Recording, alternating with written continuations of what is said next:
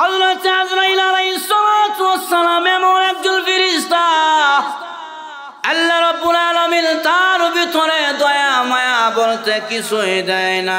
এর কারণ হইল মহান রব্বুল আলামিন যখন এই পৃথিবীর মহামানব বানাইবেন, প্রথম মানুষ আদম আলাইহিস সালাতু ওয়াস সালাম, আদম নবী বানানোর সময় আমার আল্লাহ চারজন ফেরেশতাকে ডাক দিয়ে বললেন, রে আমার নৈকট্যশীল চারজন ফেরেশতা আমার দরবারে আসো, আমি আল্লাহ রাব্বুল আলামিন পৃথিবীতে আমার খলিফা বানাবো।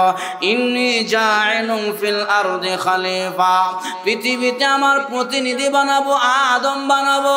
তবে আদম বানানোর সময় আমি আল্লাহ সর্বপ্রথম তায়েফের জমিনের মাটি দিয়া আদমের দেহটা আমি আল্লাহ বানাইতে চাই। জিবরাইল রে যাও তায়েফের জমিনে যাও, ওখান থেকে মাটি নিয়ে আসো, তায়েফের জমিনের মাটি দিয়ে আমি আদম বানাবো। হযরত জিবরাইল আলাইহিস সালাতু ওয়াস সালাম তায়েফের জমিনে চলে গেলেন। তায়েফের জমিনে যাইয়া মাটির মধ্যে হাত দিলেন। মাটিতে হাত দেওয়ার সাথে সাথে মাটি কান্না করে আর বলে, আরে জিবরাইল, আমি জানতে পেরেছি মাটির তৈরি মানুষেরা দুনিয়াতে যাইয়া গুনাহ করবে, পরিণামে জাহান্নামের লাকড়ি হবে। আমার বড় ভয় হয়, আমাকে নিও না, আমি জাহান্নামের আগুন বরদাস্ত করতে পারবো না। মাটি যখন মানুষের ভাষায় কথা বলে, হযরত জিবরাইল আলাইহিস সালাতু ওয়াস সালামের মায়া লেগে গেল। মাটি না এনে খালি হাতে আল্লাহর আদালতে চলে আসলেন। আমার আল্লাহ রাব্বুল আলামিন বলেন, জিবরাইল, তায়েফের জমিনের মাটি কোথায়? জিবরাইল বলে, প্রভু গো, মাটি যেমন ভাবে কান্না করে তার কান্না দেখি আমার বড় মায়া লেগে গেল, এই জন্যে আমি আনতে পারলাম না। আল্লাহ কয়, যাও, তোমার দ্বারা হবে না।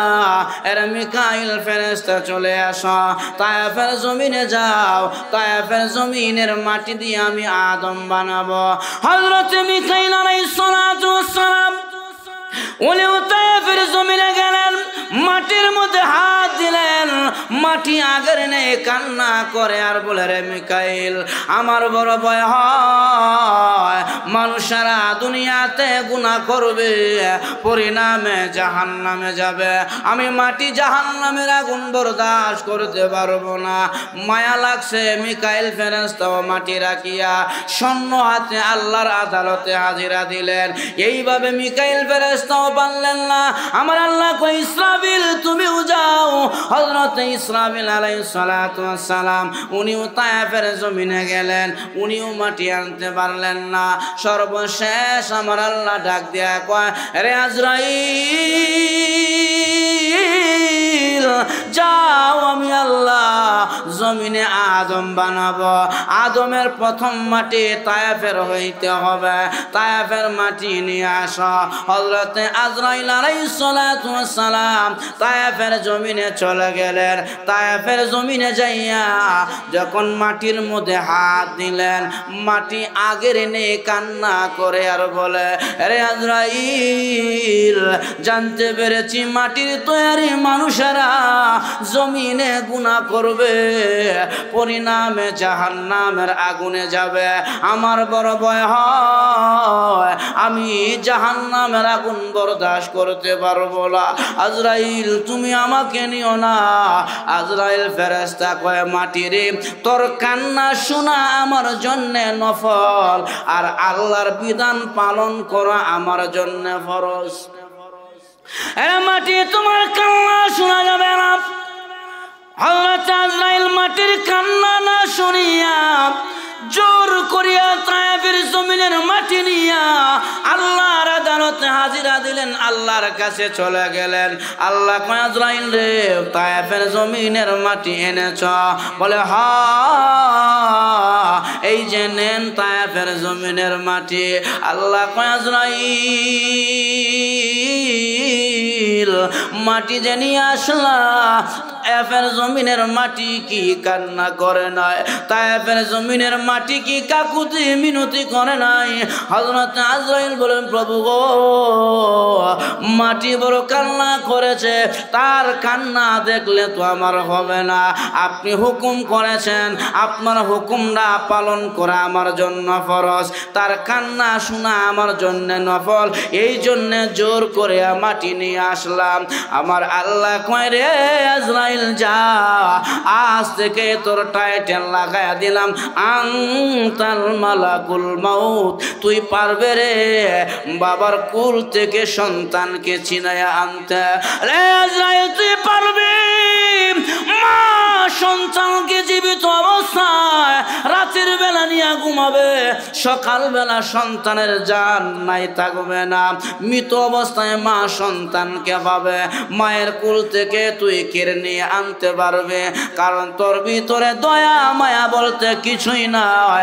আজরাইল কয়, আল্লাহ এমন একটা দায়িত্ব আমাকে দিলা, যে দায়িত্ব পালন করলে মানুষ আমারে গালিগালাজ করবে। কারণ একজন মানুষের যদি 40 বছর পরে একটা বাচ্চা হয়, এই বাচ্চা যদি আজরাইল নিয়ে যায় মানুষেরা গালিগালাজ করবে। আল্লাহ কয়, আজরাইল রে এমন একটা বাহানা দিয়া তাকে আমি দুনিয়া থেকে নিয়ে আসবো, তোমার কথা স্মরণ করবে, দূরের কথা তোমাকে গালি দিবে না, বলবে করুণায় মারা গেছে। আজরাইল যে নিয়ে গেছে এই কথা কেউ আর জোরে এখন কয়নি, বলে জ্বরে মারা গেছে, প্রেসারে মারা গেছে, হাই প্রেসারে মারা গেছে। আজরাইল যে নিয়ে গেল এই কথা কেউ বলে না, কারণ আল্লাহ তাআলা আজরাইলকে তহমত থেকে বাঁচাইয়া দিলেন। তাহলে বোঝা গেল আমার ভাইয়েরাম, আল্লাযী খালাকাল মাউতা ওয়াল হায়াত, আপনার আমার মরণ আল্লাহ বানাইলেন, বানানোর পরে মহান মালিক কার মরণ কখন হবে পৃথিবীর কেউ জানে না, একমাত্র আমার আল্লাহ জানে। নবীও জানে না, ওলিও জানে না, গাউস কুতুব আবদাল কেউ জানে না মানুষ কোন সময় মরে যাবে, কিন্তু মহান রব্বুল আলামিন মরণটাকে লুকায়া রাখলেন। এর কারণ হলো মানুষেরা 24 ঘন্টা ইবাদতের মাধ্যমে তার জীবন পরিচালনা করবে, মানুষ যেন 24 ঘন্টা আল্লাহর ইবাদতে কাটায়া দিতে পারে। এই জন্য আমার আল্লাহ মরণকে লুকায়া রাখলেন। তাহলে বোঝা গেল কে কখন মরবে আমরা কেউ জানি, আরো জোরে এখন কেউ জানি না কখন মরব। আপনি বলতে পারেন, হুজুর আমরা কেমন করে জানবো?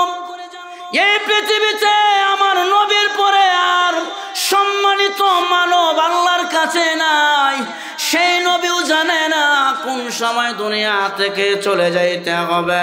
আল্লাহর নবী বিশ্ব নবী রাহমাতুল লিল আলামিন বলেন, উম্মতেরা রে আমি নবীকেও জানানো হয় না কোন সময় আমার মরণ চলে আসে।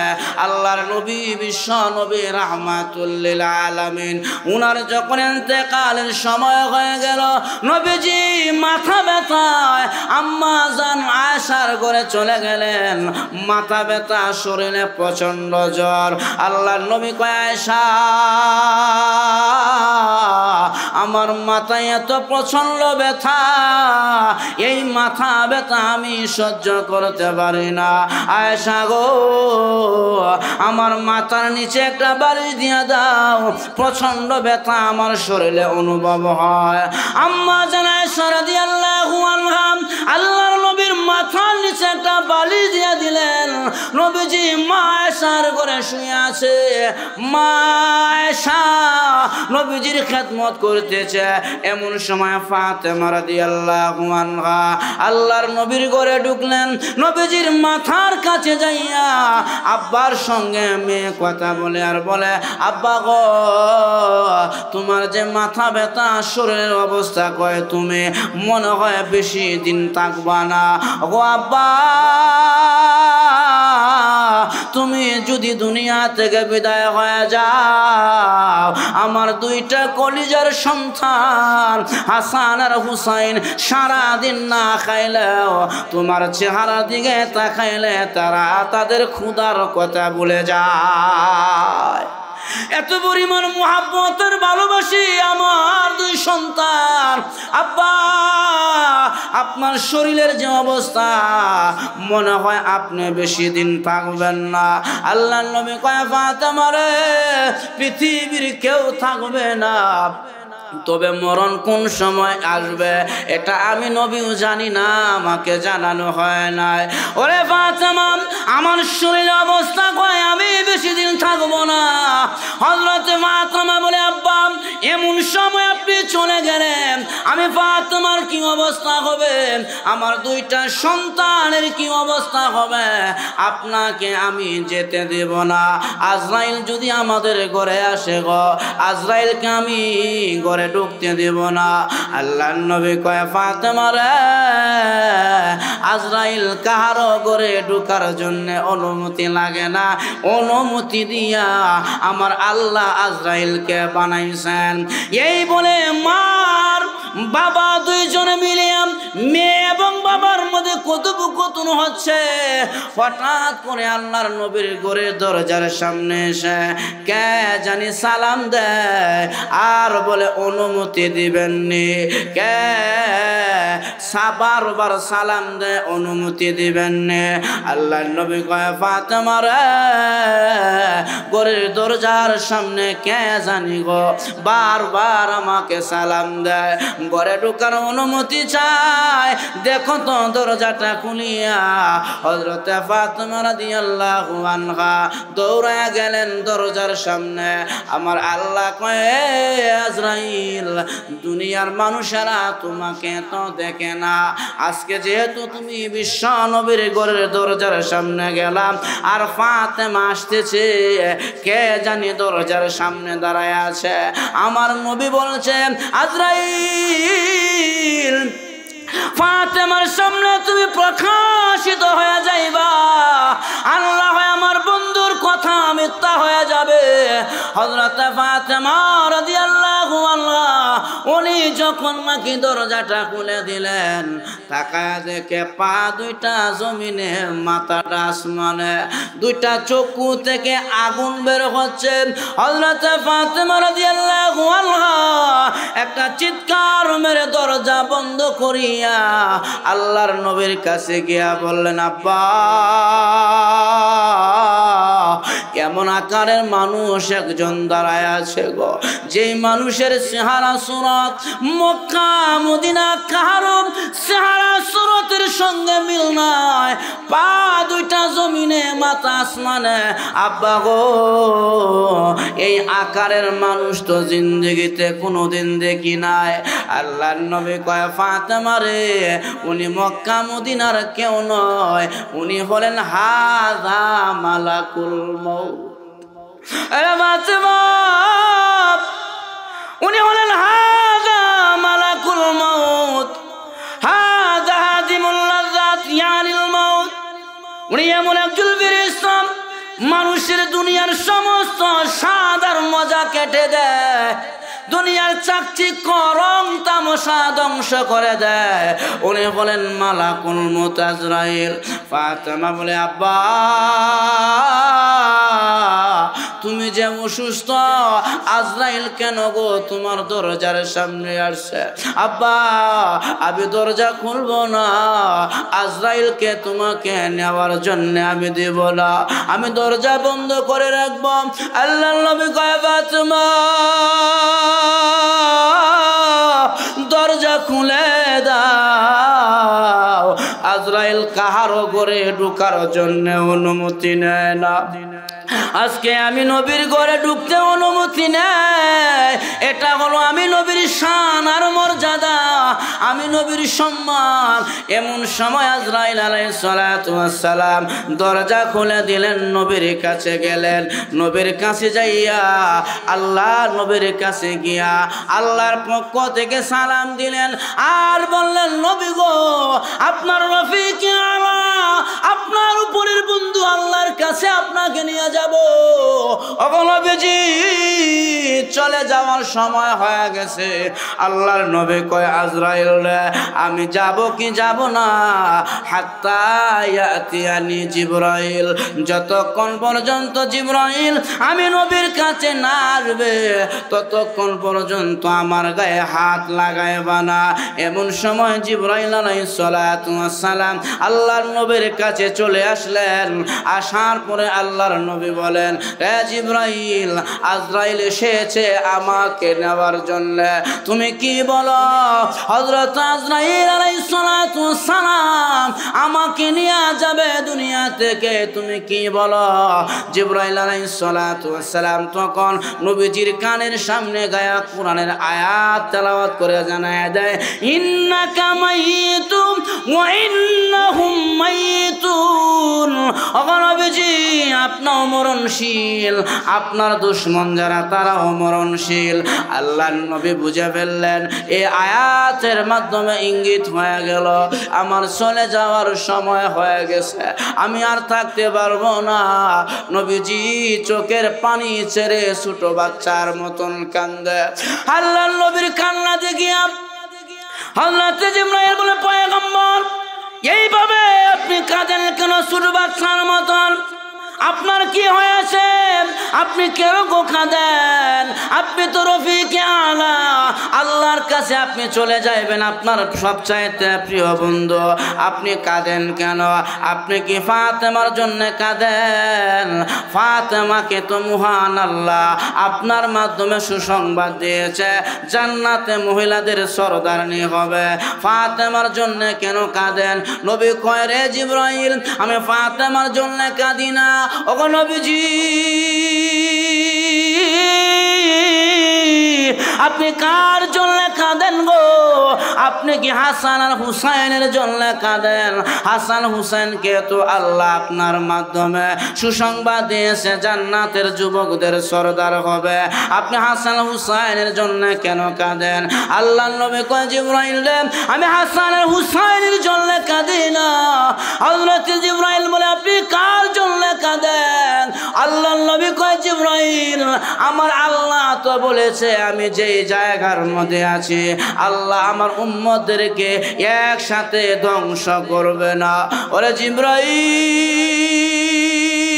জিবরাইল আমি দুনিয়া থেকে বিদায় হয়ে গেলে গো আমার উম্মতকে যদি একসাথে আল্লাহ ধ্বংস করে দেয় আমার উম্মতের কফিল দুনিয়াতে কেউ নাই আমার উম্মতের জিম্মাদার কেউ নাই রে জিবরাইল আমি আমার উম্মতের জন্য কাদির জিবরাইল আমি তো এতদিন উম্মতের জিম্মাদার ছিলাম আমি বিদায় হয়ে গেলে আমার উম্মতের গার্ডিয়ান কে হবে জিম্মাদার কে হবে আমার আল্লাহ ডাক দিয়া কয় জিবরাইল আমার বন্ধুকে আর কাঁদায়ও না আমার বন্ধুকে সুসংবাদ জানায় দাও আমার বন্ধু দুনিয়া থেকে বিদায় হয়ে গেলে আনা কাফিলুম মিনকুম বাকি জিন্দেগির জন্য আমি আল্লাহ আমার বন্ধুর উম্মতের জিম্মাদার হয়ে গেলাম আমার বন্ধুকে জানায় দাও চোখের পানি মুছে ফেলার জন্য আমি বাকি জিন্দেগির জন্য আমার বন্ধুর উম্মতের জন্য আমি কফিল হয়ে গেলাম জিম্মাদার হয়ে গেলাম ও মুসলমান আখেরি নবী দুনিয়া থেকে বিদায় হয়ে যাওয়ার সময় উম্মতের চিন্তা যেমন ঠিক না আর নবীজি দুনিয়া থেকে বিদায় হয়ে গেছে নবীও জানে না এই মুহূর্তে যে আজরাইল ওনাকে দুনিয়া থেকে নিয়ে যাবে হযরত খারাপ লাগতেছে কারণ আমি তো এলাকাত নতুন খারাপ লাগা আর ঝামেলা না তো আল্লাহর রাসূল সাল্লাল্লাহু আলাইহি ওয়াসাল্লাম পৃথিবীতে বিদায় হয়ে গেছেন নবীও জানে না এজন্য আল্লাহর হাবিব বলেন 24 ঘন্টা আল্লাযী খলাকাল মাউত মৌতের জন্য প্রস্তুত থাকবা আমরা কিন্তু মরার কথা কই মন থেকে কই না মন থেকে মরার কথা বলি না মরার কথা আমরা বলি কিন্তু অন্তর থেকে বলি না এক লোকে লাকড়ি কেটে বাজারে বিক্রি করে পরিবার চালায় তো প্রতিদিন জঙ্গলে যাইয়া লাকড়ি কেটে যখন নিয়ে আসে তো একদিন লাকড়ির পূজা বড় করে আটকেছে লাকড়ি পূজা বড় করে বাঁধার পরে এখন নিয়ে দাঁড়ায় রয়েছে কাউকে পায় না তখন বেড়া মনের দেখতো মনের জ্বালায় কইতেছে আজরাইল কত মানুষের দেখে আমার দেখে না করতে ভালো লাগে না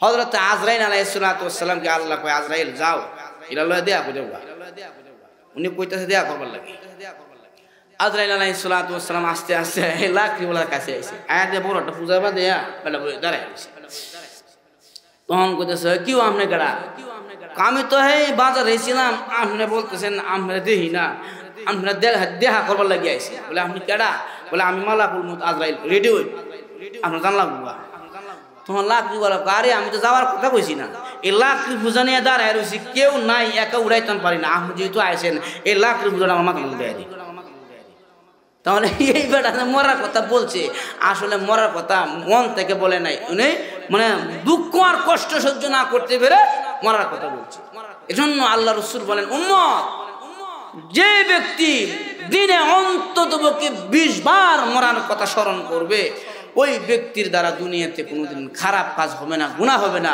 আমি দুনিয়া থেকে চলে যাব আমার মরণ হয়ে যাবে আমি দুনিয়াতে থাকবো না তখন সে আর দুনিয়াতে খারাপ কাজ করতে চাইবে না জন্য মৃত্যুর কথাকে 24 ঘন্টায় স্মরণ রাখতে হবে আজকে আমরা মরার কথা ভুলে গেছি গা যার কারণে ঘর বাড়ি এই সে আবিজাবি করতেছি দুর্নীতি করিয়া লুটপাট করিয়া চুরি করিয়া জুলুম করিয়া কোটি কোটি টাকার মালিক হচ্ছি যদি আমার মেধায় এই কথা থাকতো আরে আমি যে দুর্নীতি করছি আমি যে জুলুম করছি আমি যে বাটপারি করতেছি আমি যে অন্যায় করে যে আমি টাকাগুলো কামাচ্ছি এগুলো তো আমার সঙ্গে যাবে না সব তো একদিন পড়ে থাকবে আমি তো খালি হাতে চলে যাব যদি এই কথাটা আমার স্মরণ থাকতো তাহলে মানুষ দুনিয়াতে দুর্নীতি করতো আর দুর্নীতি করতো চিটার বাটপারি এই জন্য আমার আল্লাহর নবী বিশ্ব নবী রাহমাতুল লিল আলামিন উম্মতেরা রে শুধু মরার কথা স্মরণ নয় মরণ এমন এক যন্ত্রণাদায়ক প্রাণী মরণ এমন যন্ত্রণা আল্লাহর নবী কয় যখন নাকি আজরাইল আলাইহিস সালাতু ওয়াস সালাম আমি নবীর শরীরের মধ্যে হাত রাখলেন আমার জান বের করার জন্য আমি নবী বললাম আজরাইল হাতটা উঠায়া নাও হাত উঠায়া নাও নবীজি আজরাইল হাত রাখার পরে চাদরের ভিতর থেকে হাত বের করে দিলেন আবার হাত গুটায়া নিলেন আম্মা জান আয়েশা বলেন আমার নবী তো কোনোদিন এমন করে নয় আজ কেন নবীজি চাদরের ভিতর থেকে হাত বের করে দেয় আবার হাত গুটায়া দেয় আমি আয়েশা তাকায়া দেখি গো আল্লাহর নবীজির শরীরের মধ্যে পশম আছে ওই পশমের গোড়ায় গোড়ায় পানি চলে আসছে চিকন গাম চলে আসছে আল্লাহর নবী ঘেমে গেলেন আম্মা জান আয়েশা বলেন নবী গো আপনাকে তো কোনোদিন এমন গামা অবস্থায় দেখি না আজকে কোন চিন্তায় আপনি দুশ্চিন্তায় এইভাবে ঘেমে গেলেন কিসে আপনাকে গামা এলো আল্লাহর নবী কয় আজরাইল রে তুমি যে আমার উপরে হাত রাখলা আমার মনে হয় তামাম দুনিয়াটা আমি নবীর উপরে ছেড়ে দিলা আমি নবী বরদাস্ত করতে পারলাম না এই জন্য বললাম হাতটা উঠায় নাও হযরত আজরাইল আলাইহিস সালাতু ওয়াস সালাম বলে ওগো নবীজি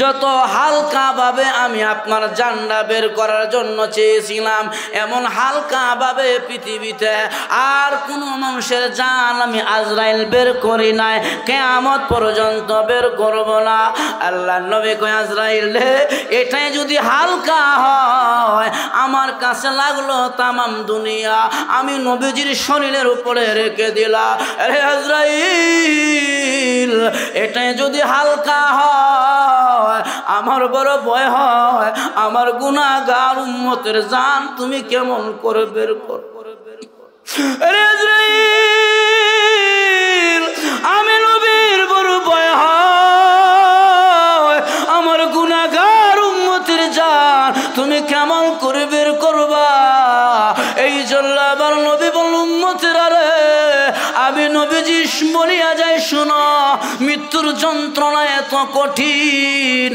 আল্লাহর নবী বলেন, তাজা একটা বকরির শরীর থেকে যদি চামড়াগুলো টেনে টেনে কষে কষে বের করা হয়, ওই বকরির যেমন কষ্ট হয়, আল্লাহর নবী কয় উম্মতেরা রে, মৃত্যুর যন্ত্রণা এর চাইতে আরো বেশি কঠিন।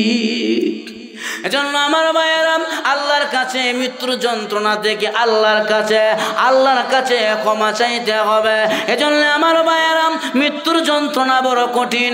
আল্লাহর নবী কয় শুধু কঠিন নয়, মানুষের মরণ যদি ভালো হয়ে যায় তাহলে তার কবর ভালো হবে। আল্লাহ রাসূল বলেন, তামুতুনা কামা তাহয়ুন ওয়া তুহশারুনা কামা তামুতুন। মরণ যদি ভালো হয় কবর ভালো হবে, আর কবর যদি ভালো হয় হাসর ভালো হবে। এজন্য মরণকে ভালো করতে হবে। আল্লাহর রাসূল বলেছেন, আল কবরু রাউযাতুম মিন রিয়াজিল জান্নাহ আও হুফরাতুন মিন হুফারিন নার। উম্মতেরা রে, মরার পরে যেই গর্তের ভিতরে ঘুমাইবা, এই কবরটা কাহারো জন্য হবে জান্নাতের টুকরা, আবার কাহারো জন্য হবে জাহান্নামের টুকরা। দুনিয়াতে যদি নেক আমল করো, আল্লাহর রাসূল বলেন ওই কবরটা হয়ে যাবে জান্নাতের টুকরা। আজকে আপনি আর আমি খালি দুনিয়া নিয়ে ব্যস্ত, কোনোদিন মরার চিন্তা করলাম না, কোনোদিন কবরের চিন্তা করলাম না। অথচ নবীর সাহাবীরা 24 ঘন্টা মরার জন্য তৈয়ার থাকতেন, 24 ঘন্টা মরার জন্য প্রস্তুতি থাকতেন। শুধু তাই নয় রে মুসলমান, আল্লাহর নবী বিশ্ব নবী রাহমাতুল লিল আলামিনের সহধর্মিনী আম্মা জান খাদিজাতুল কুবরা রাদিয়াল্লাহু আনহা, উনি ইন্তেকালের পূর্বে চোখের পানি ছেড়ে ছেড়ে আল্লাহর নবীর কাছে গেলেন। নবীর কাছে চোখের পানি ছেড়ে গেলেন। আল্লাহর নবী কয়, খাদিজা এইভাবে কেন কাঁদো? খাদিজা রাদিয়াল্লাহু আনহা বলেন, নবী গো, দুইটা কারণে কাঁদি। 1 নম্বরে আপনার জন্য, 2 নম্বরে আমার জন্য। আল্লাহ রাসূল কয়, খাদিজা রে, আমার জন্য কেন কাঁদো? আল্লাহ রাসূলের কথা বলার পরে খাদিজা রাদিয়াল্লাহু আনহা বলেন, নবী গো, আপনার জন্য কাঁদি। আমি যখন আপনার পাশে থাকি, আপনি যখন মক্কার জমিনে কালিমার দাওয়াত দেন, বেঈমানরা আপনার উপরে আক্রমণ করতে আসে, আমাকে পাশে দেখিয়া কোন কাফের বেঈমান আক্রমণ করতে পারে না। ওগো নবীজি, আমি দুনিয়া থেকে চলে গেলে আপনি কালিমার দাওয়াত দিবেন, আর কোন বেঈমান কাফের যদি আপনার উপরে আক্রমণ করে, আপনাকে আদর আর ভালোবাসা কে দিবে? এই জন্যে আমি কাঁদি। 2 নম্বরে নবী গো, আমি খাদিজার জন্য বড় কান্না হয়। আল্লাহ রাসূল কয়, খাদিজা রে, তোমার আবার কি হয়েছে? খাদিজা বলেন, নবী গো, আমার বড় ভয় হয়, আমি অন্ধকার কবরে কেমন করে থাকবো। ওগো নবীজি, আমার বড় ভয় লাগে, আমি অন্ধকার কবরে কেমন করে থাকবো।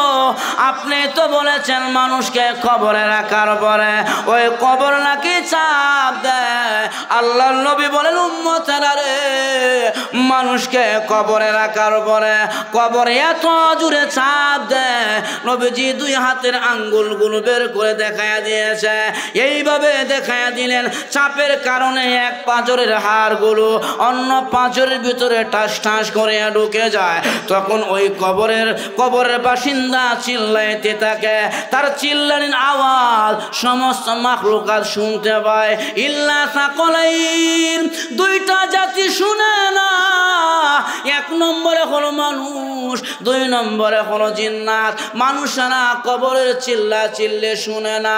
কেন শুনে না? আল্লাহর নবী কয়, মানুষ যদি কবরে আযাব দেখতো, কবরের চিল্লা চিল্লে শুনতো, আল্লাহ তাদাফানু, মানুষ তার মার লাশ কবরে দাফন করতো না, বাবার লাশ নিয়ে কবরে যাইত না, ভয় পাইত। এই জন্য মানুষ শুনে না। কিন্তু গরু ছাগল ঠিকই কবরে আযাব দেখে বা শুনে। দেখবেন বিভিন্ন গুরুস্থানে গরু ছাগল বেঁধে রাখলে অনেক সময় গরু ছাগল রশি ছিঁড়িয়া পালায়া যায়। কবরের আযাব তারা দেখে, কবরের চিৎকারের আওয়াজ তাদের কানে শোনা যায়। শুধু মানুষ শুনে না, আর জিন্নাতেরা শুনে না, এদেরকে আল্লাহ কবরের আযাব শোনায় না। হযরতে খাদিজা বলেন, নবী গো, আমার বড় ভয় লাগে, আমি এই কবরের ভিতরে কি নিয়ে যাব।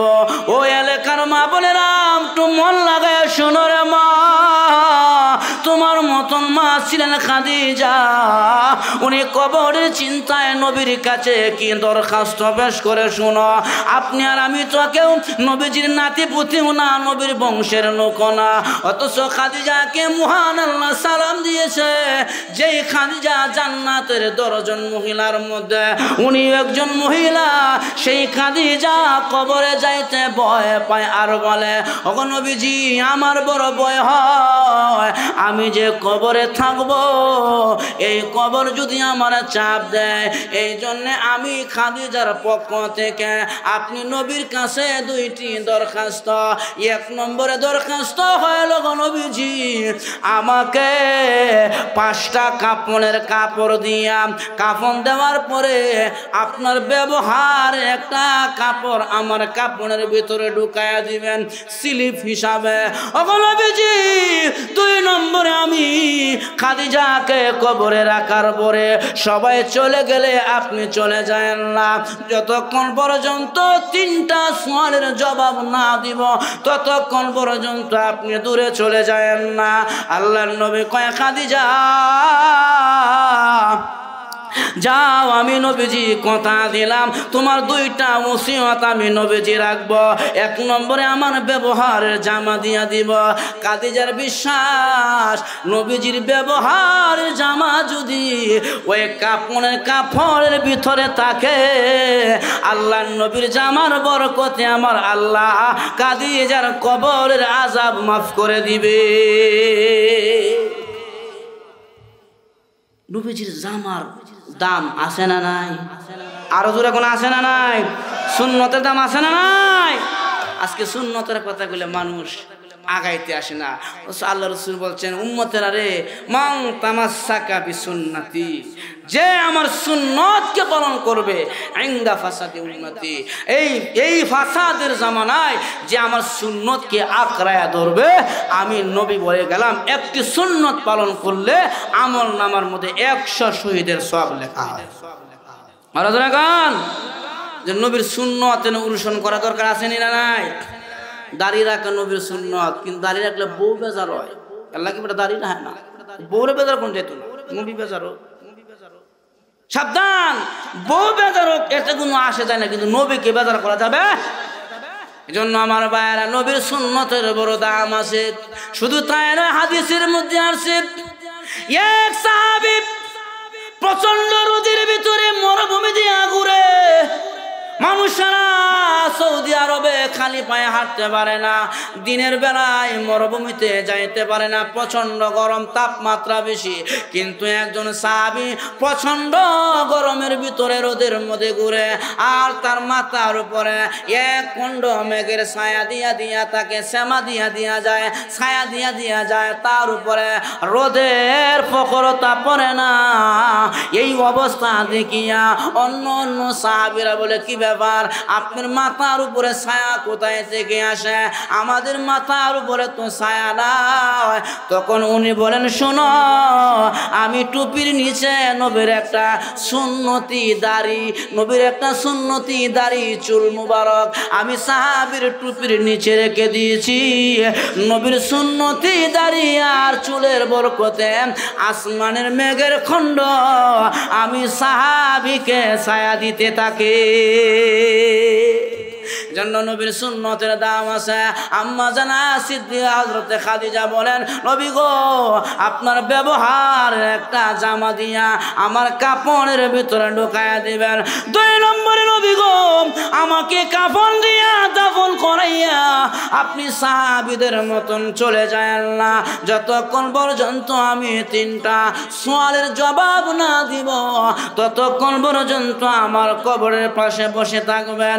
মানুষকে কবরে সওয়াল জবাব করবেনি। কয়টা?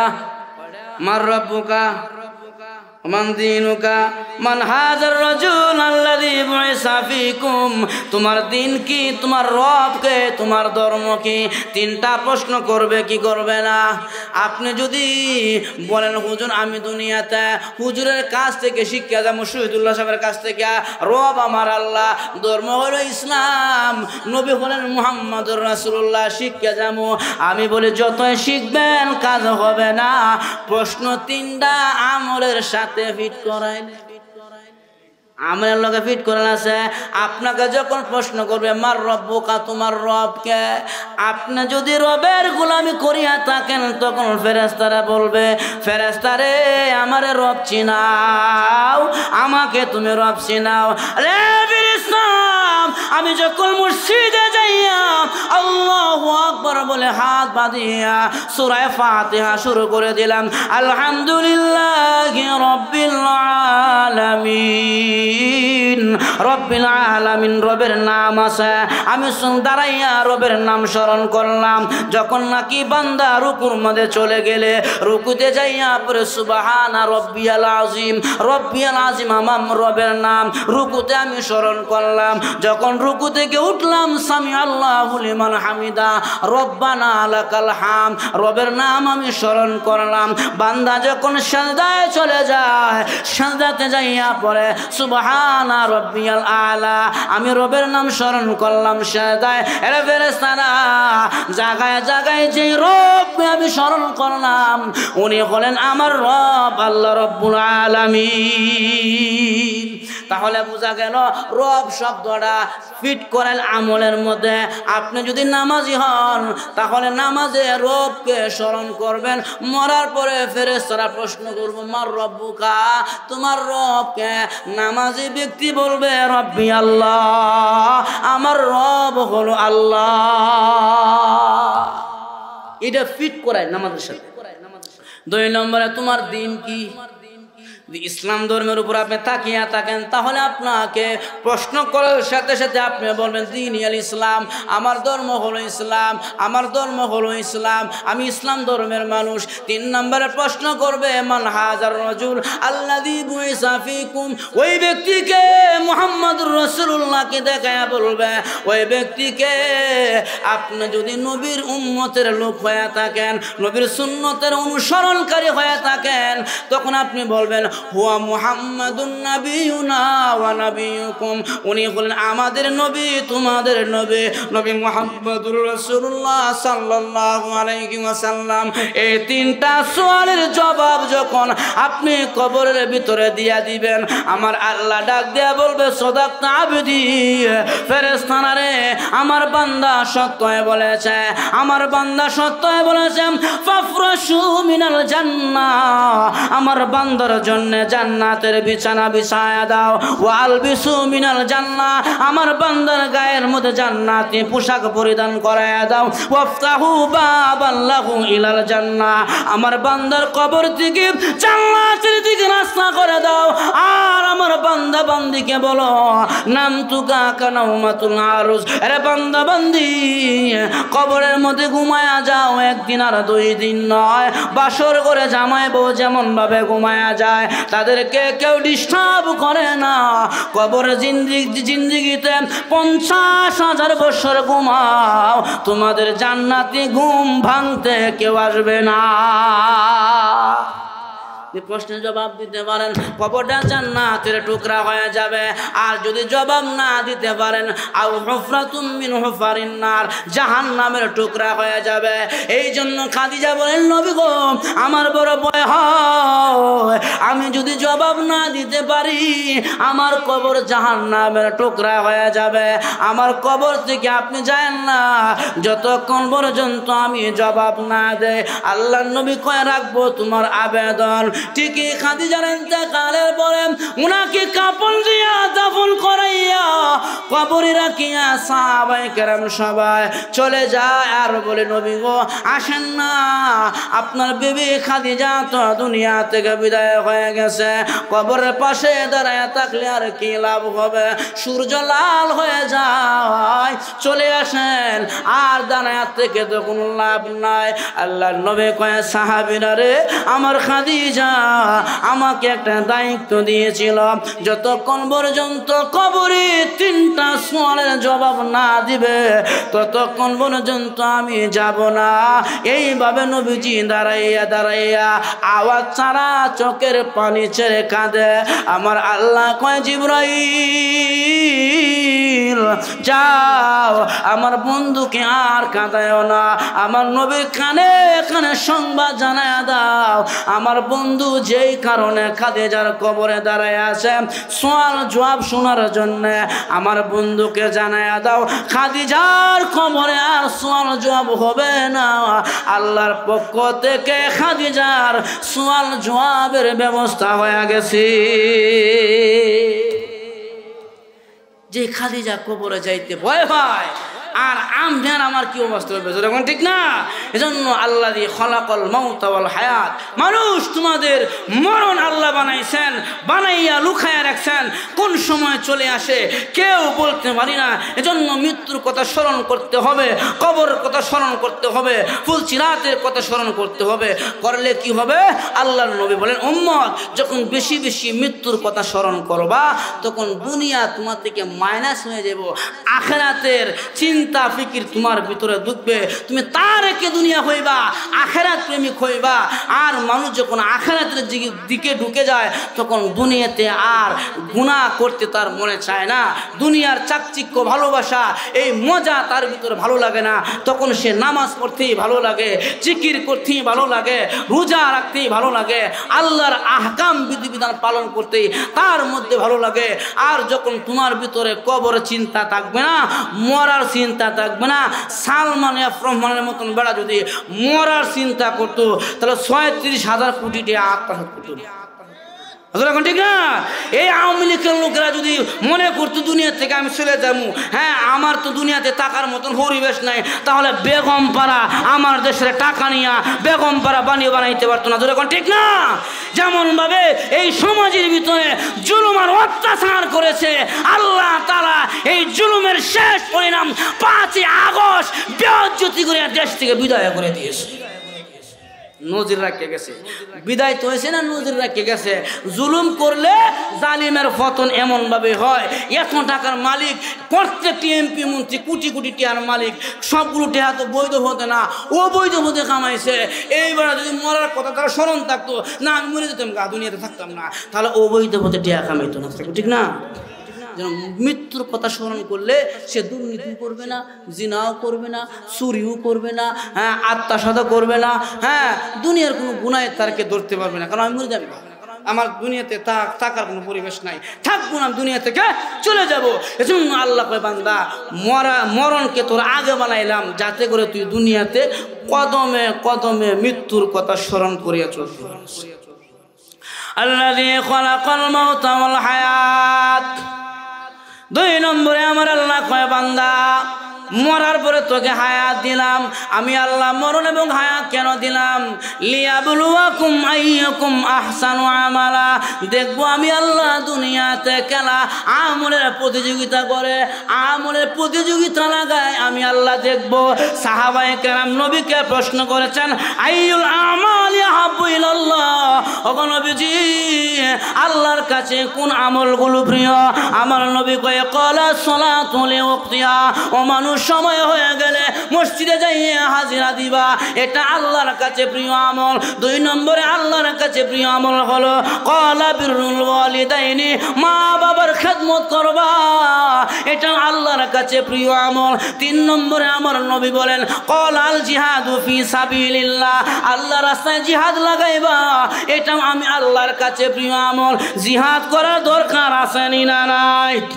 আরো ধরে এখন আসেনি না নাই? যদি জিহাদের কথা বলিয়া যান, ইসকন যেমন ভাবে নারা দিয়া উঠেছে, বৌদ্ধ সন্ত্রাসী সংগঠন মুসলমান ভাইকে যেমন ভাবে আদালতে জবাই করে শহীদ করে দিয়েছে, আমার দেশে তাকিয়া মুসলমানের দেশে তাকিয়া মুসলমানের খাইয়া মুসলমানদেরকে মেরে ফেলে, ইয়ারা সুস্থ সংগঠন হতে পারে না, এরা হলো বৌদ্ধ সন্ত্রাসী সংগঠন।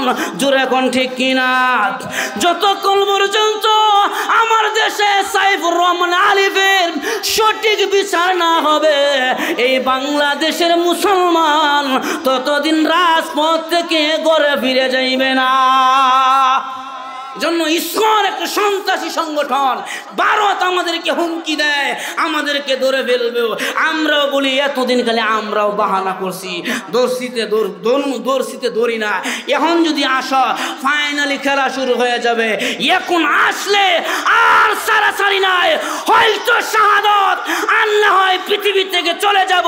মুজাহিদের খাতায় নাম লেখাবো, না হয় শাহাদতের খাতায় নাম লেখাবো। এরপরেও কোন বেঈমানদের বিরুদ্ধে বেঈমানদেরকে আর ছাড় দেওয়া হবে না। জোরে কোন ঠিক কিনা? আমরা বহু সুযোগ দিয়েছি, আর সুযোগ নাই। এখন আমরা ফাইনালি ইনশাল্লাহ মাঠে নামার জন্য তৈরি আছি। রাজি আছেন ইনশাল্লাহ? কল আল জিহাদু ফি সাবিলিল্লাহ।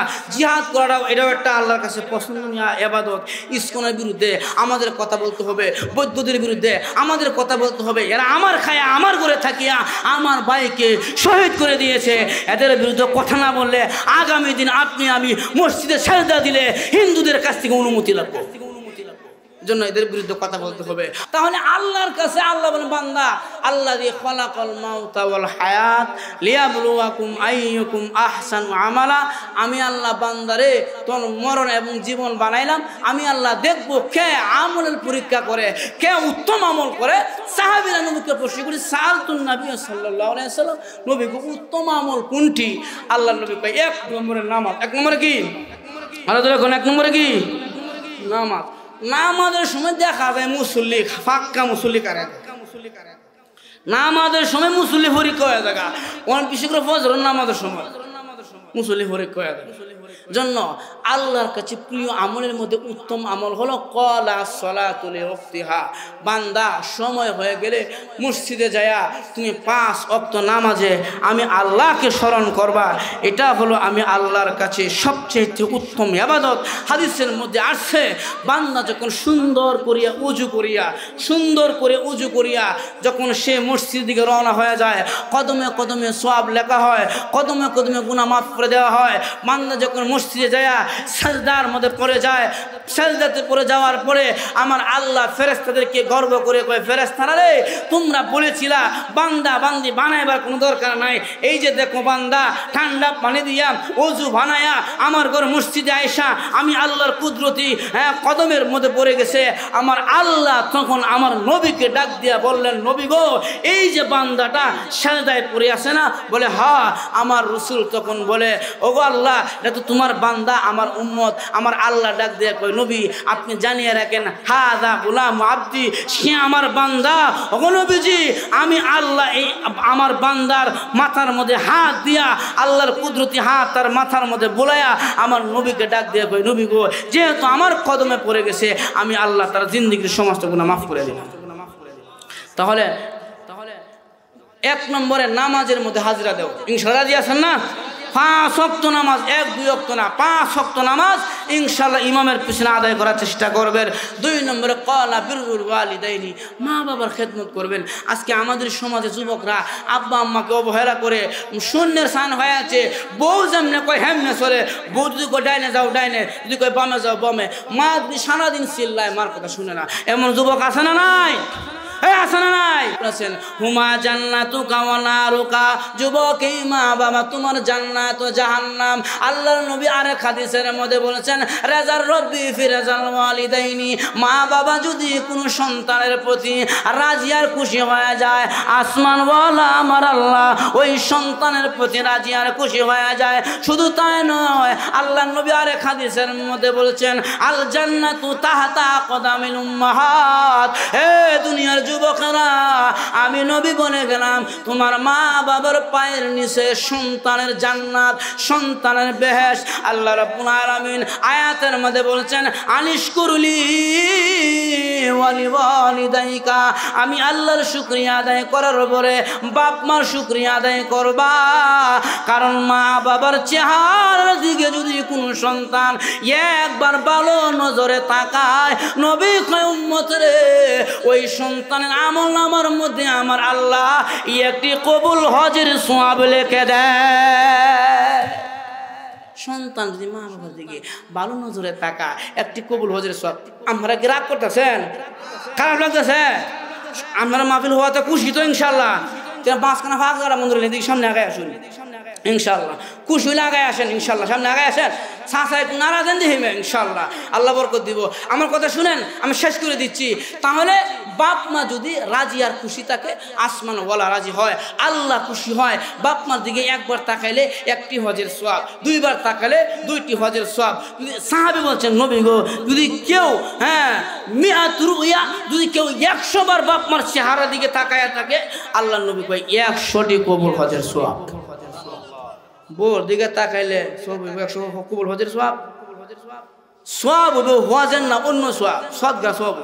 আল্লাহ নবী কয়, কোন স্বামী আর স্ত্রী যদি মুহাব্বতের নজরে একে অপরের দিকে তাকায়, তাহলে ওই স্বামী স্ত্রী একে অপরের দিকে মুহাব্বতের নজরে তাকানোর কারণে একটি সদকা করলে যে সওয়াব, ওই সওয়াব স্বামী স্ত্রী আমল নামার মধ্যে লিখে দেওয়া হয়। জন্য বউর দিকে ভালো নজরে তাকায়, সুন্দর মায়ার নজরে, তাহলে ভালোবাসার বন্ধন সৃষ্টি হবে, মহাব্বত সৃষ্টি হবে। আর রসুল বলছেন, যদি কেউ বাপ মার দিকে ভালো নজরে তাকায়, রসুল কয় একটি করে কবুল হজের সওয়াব আমল নামার মধ্যে লিখে দেওয়া হয়। আরেক হাদিসের মধ্যে আসে, যদি কোন সন্তানের প্রতি আব্বা মা নারাজ থাকে, বুঝেন সন্তান বুঝেন, কোন সন্তানের প্রতি যদি আব্বা মা নারাজ থাকে, যদি তাহাজ্জুদ বুঝার বান্দা হয়, তার আমল নামা আরশে মহল্লায় যায় না। রসুল বলেন, আসমান ও জমিনের মধ্যস্থলে ঝুলন্ত থাকে। যদি কোন সন্তানের প্রতি বাপ মা নারাজ হয়, সন্তান ভালো করে বুঝো, যত তাহাজ্জুদ পড়বা, ইবাদত যতই করবা, আরশে যাবে না, আসমান ও জমিনের মধ্যস্থলে ঝুলন্ত থাকে। যখন বাপ মা যখন সন্তানের প্রতি খুশি হয়ে যাবে, আমল নামায় আরশে মহল্লায় ডাইরেক্ট চলে যায়। জন্য রাসূল বলেন, ক্বালা বিররুল ওয়ালিদাইনি, সন্তান দুনিয়াতে বেঁচে থাকলে বাপ মার খেদমত করবা, আব্বা আম্মাকে অবহেলা করবা না। ওয়া কাদা রাব্বুকা আল্লা তা'বুদু ইল্লা ইয়াহু ওয়া বিল ওয়ালিদাইনি ইহসানা। আমার আল্লাহ বলেন, এ দুনিয়ার মানুষেরা, আমি আল্লাহ তোমাদের জন্য কাজা করে দিলাম, তোমাদের উপরে ফরজ করে দিলাম, ইল্লা ইয়াহু, আমি আল্লাহ ছাড়া কারো ইবাদত করিও না। 2 নম্বরে ওয়া বিল ওয়ালিদাইনি ইহসানা, বাপ মার সঙ্গে ভালো ব্যবহার করবা, সৎ আচরণ করবা, উত্তম আচরণ করবা। যেইভাবে কথা বললে আব্বা আম্মার মনের মধ্যে খুশি আসে, আব্বা আম্মার শান্তি পায়, ওইভাবে কথা বলবা। একবারে বেজার করে কথা বলবা না, কপাল গুজু করে আব্বা আম্মার সামনে কথা বলবা না, আব্বা আম্মার মনের মধ্যে কষ্ট দেব। এজন্য আল্লাহর কাছে প্রিয় আমলের মধ্যে 2 নম্বরে প্রিয় আমল হলো বাপ মার খেদমত। 3 নম্বরে কল আল জিহাদু ফি সাবিলিল্লাহ, আল্লাহর রাস্তায় জিহাদ করা। ইসলামের বিরুদ্ধে কেউ কথা বললে, দল আর মত নাই, নেতা আর নেত্রী নাই, যে হোক, যত হেডামলা হোক, ইসলামের বিরুদ্ধে, মাদ্রাসার বিরুদ্ধে, মসজিদের বিরুদ্ধে, আলেমের বিরুদ্ধে, ওয়াজের বিরুদ্ধে, কোরআনের বিরুদ্ধে যেই কথা কবে, যেই মারফুত হোক না কেন, তাকে দইরায় ওই জায়গার মধ্যে গণতুলায় দিয়ে দিবেন। যেরকম ঠিক না? তাহলে ঠিক হয়ে যাবে। এই জিহাদটা করে আল্লাহর কাছে প্রিয়। আল্লাহ তাআলা আমাদের সবাইকে যেই কথাগুলো বললাম, আমাদের সবাইকে আমল করার তৌফিক দান করুন। সকলে বলি আমিন।